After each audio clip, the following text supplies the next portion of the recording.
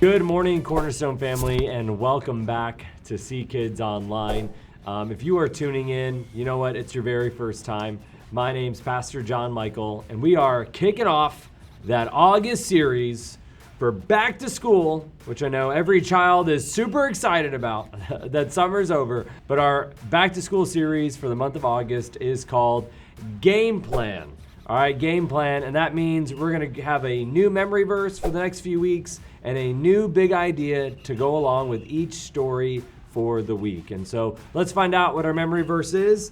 It is Psalm 33:11. We're going to throw it up on the screen and let's read it together.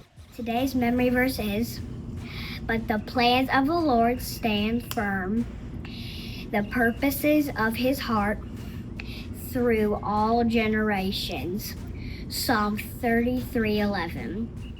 And so again, that's found in Psalm 33 verse 11. And I want to encourage you to memorize it the best you can over the next few weeks. Because again, the last Sunday of the month is Memory Verse Challenge. And you want to be ready for that.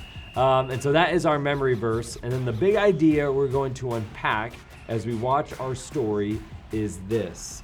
Making peace is part of God's game plan. So let me say that one more time. Making peace, not fighting, not arguing, not causing division, but making peace is part of God's game plan. And it's not always easy, and sometimes we have to stretch ourselves a little bit and get into the middle of an issue if we want to make peace. And so we're going to dive into a story found in the Old Testament. It's in 1 Samuel. It's going to involve three key people: David, a man named Nabal, and his wife Abigail. And let's check out this story from the book of 1 Samuel.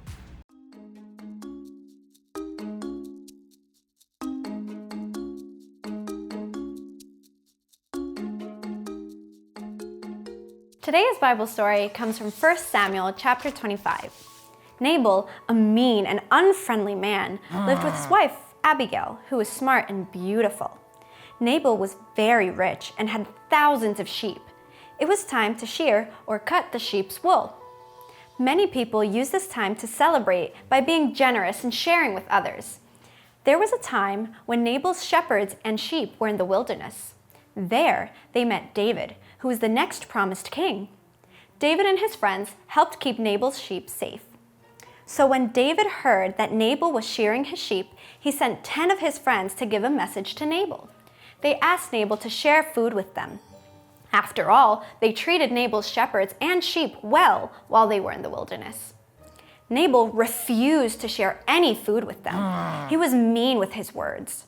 Nabal said he didn't know who David was, and even though David was famous in the land.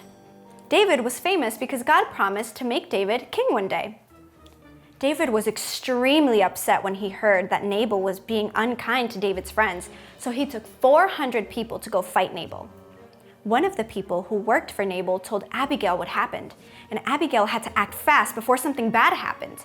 She quickly gathered a lot of food to take to David. When she saw David, she bowed in front of him and apologized for Nabal's actions. She knew God had special plans for David. She asked him to receive the gifts of food and forgive Nabal. David was glad that God sent Abigail to meet him.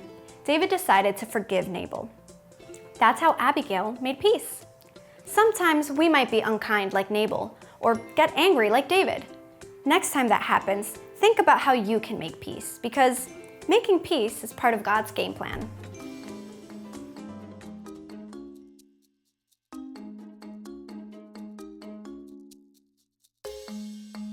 All right, so in our story today, we saw that Abigail stepped in and she brought peace between David and her husband Nabal.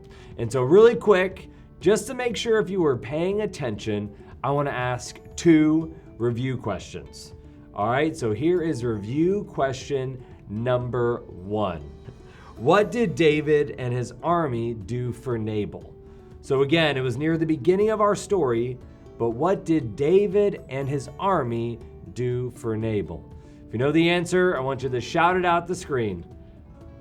All right, here is the answer. The Bible tells us that David's army watched over Nabal's sheep and his shepherds, making sure that they stayed safe. So again, that's a big deal. And so David made sure that his soldiers were there, not only to watch over Nabal himself, but to make sure that the sheep and the shepherds stayed safe.